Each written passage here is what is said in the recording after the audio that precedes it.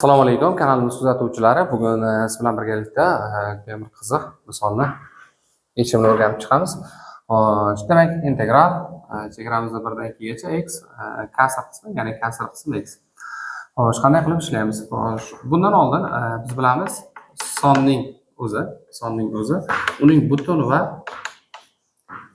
va kasr qismlari yig'indisiga teng bo'ladi. Bu yerdan kasr qism x ni topib oladigan bo'lsak, x minus butun qism x ga teng bo'ladi. Shu ifodani mana bu yerga keltirib qo'yamiz. Integral 1 dan 2 gacha chegaramiz. X ko'paytirilgan qismiga x minus butun qism x. Xo'sh, dx.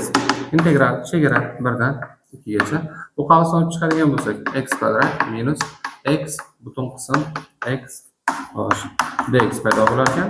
Xo'sh, x kvadratdan boshlang'ich oladigan bo'lsak, bu albatta x kub taqsim 3 bo'ladi.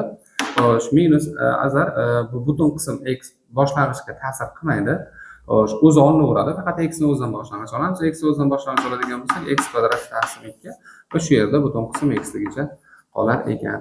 Xo'sh, va bizda chegaramiz bor. Chegaramiz 1 dan 2 gacha.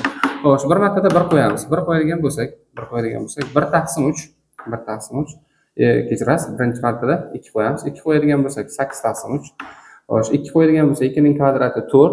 2 ning butun qismi 2 bo'lganligi uchun demak minusdan 8 taqsim 2 deymiz. Xo'sh, demak minus ikkinchi qismi.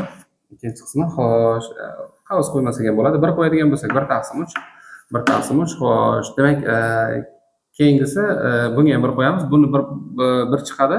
1 ning kvadrati 1 bo'ladi. Butun qismdan ham 1 chiqadi va mana bu minusimiz ta'sir qilib turib plus 1 taqsim 2 bo'ladi.